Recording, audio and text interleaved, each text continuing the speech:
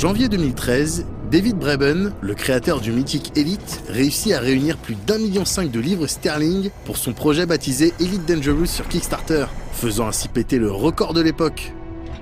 Il faut dire que le délire promet, avec ses centaines de millions de systèmes à explorer, ses batailles spatiales épiques et sa dimension multijoueur. Elite Dangerous a en effet su générer chez des dizaines de milliers de backers une envie de vivre ou revivre ces feelings que l'on a pu avoir, nous vieux joueurs, sur ces simulations spatiales de l'époque. Le genre a manifestement le vent en poupe, et il n'y a qu'à voir le succès littéralement phénoménal d'un Star Citizen par exemple pour en être convaincu. Eddie Simons, l'un des producteurs d'Elite Dangerous, nous explique d'ailleurs son expérience du crowdfunding et des raisons qui ont poussé le studio à se tourner vers cette solution pour le financement d'Elite. The decision to go with Kickstarter was a bit of a no-brainer really, because publishers didn't really want to make space games anymore. It's been a long time since space games were successful, and publishers like to know that they're going to be getting a return on their investment. And there wasn't really the evidence there to show that was going to happen with the space game.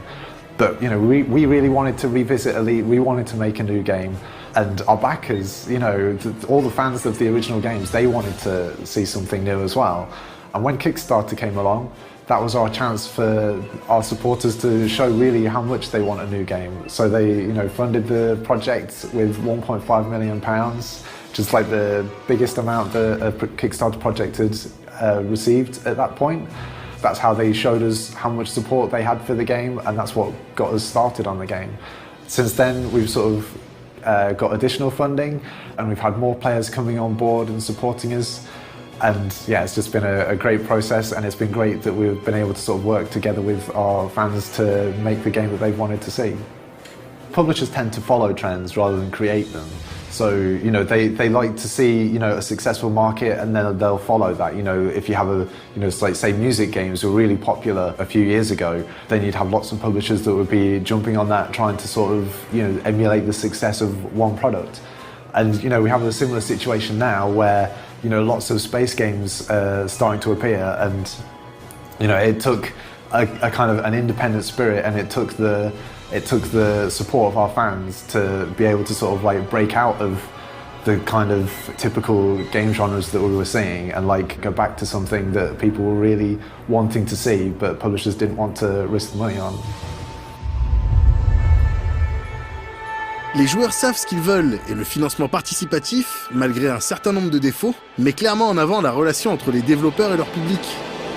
Cela se ressent évidemment dans les différents feedbacks obtenus lors de bêta ou simplement dans le cadre de discussions qui aboutissent parfois à des features définitives dans le jeu.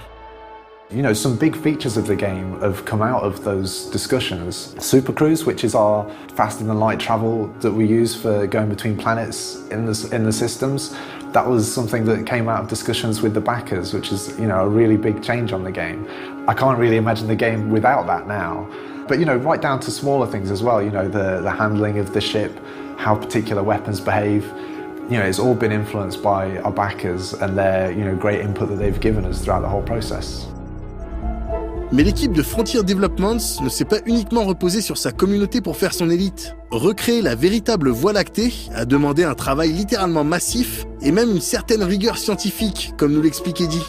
There's sort of two sides to building the Milky Way. We have like 400 billion star systems, which is a lot of space. We fill out as much as we can from the star data that we have. So every single star you see in the night sky, we've got that modelled in the game. Beyond that, we procedurally generate the rest of the Milky Way, and it's not just random numbers. We don't just like roll a dice, get a 3, that means it's a red planet, roll another dice, it's a green planet. We build this on first principles, we build this out of real scientific theories. We basically simulate the Big Bang, accelerate that several billion years, and there's our Milky Way. So every star that we generate has the correct luminosity, the correct gravity, the correct mass. We generate as close as we think we can get to what the real Milky Way is like. Elite Dangerous ne se contente pas de proposer du commerce, de l'exploration ou du dogfight dans l'espace. Il fait le tout online. Une dimension ambitieuse, mais quasi indispensable de nos jours pour un jeu de ce style. Et pour le coup, les exemples d'interaction entre joueurs promettent des heures et des heures de kiff. With having such a huge galaxy, it's really important that players are able to sort of feel like they own that, and part of that is making it so that they're able to impact that galaxy. So even simple things like trading, when they're buying goods in different star systems, they'll be affecting the supply and demand, which is going to affect the prices. Players could trigger some sort of economic collapse in a system if they're trading particular goods and the prices are going to change. You can't ever be completely sure that a particularly lucrative trade run that you have is going to last forever. The goods will run out, especially if lots of players jump on that and all try to sort of do the same thing. That's going to change where players are going to be trading. So it keeps the galaxy lively, it keeps it so that players can't just get stuck in a particular pattern. They have to sort of keep going out, exploring further. Similarly with mining, you find a system with really rich resources, you can go there, start mining and start selling your goods from that. But that's not going to last forever. Those resources are going to get depleted at some time. If other players see you flying back from this system with loads of silver in your hull, they're going to be like, where's he getting all this from? They could, follow you to your destination and, word is going to spread that there's a gold rush on, basically. And that's going to eventually dry up. And when it does, people are going to start fighting over those limited resources. And other players are going to be like, I don't want to sort of get involved in the violence here. I'm just going to go off and explore, look for something new. So, that's just one of the ways that the galaxy is going to be reacting to players.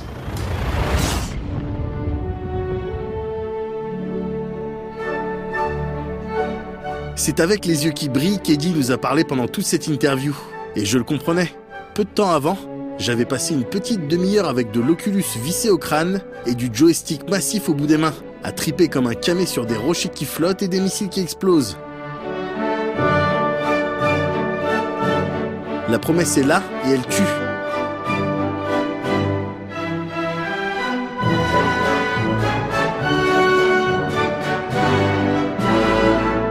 Reste à voir si l'expérience, notamment multi, se goupillera de manière satisfaisante et si les joueurs qui ne sont pas équipés du combo grosse bécane, Oculus plus joystick de bâtard pourront tout de même prendre du plaisir. Et si les phases de bêta, voire gamma maintenant pour les backers, sont actuellement en cours, on en aura de toute manière le cœur net lors de la sortie officielle du jeu le 16 décembre prochain.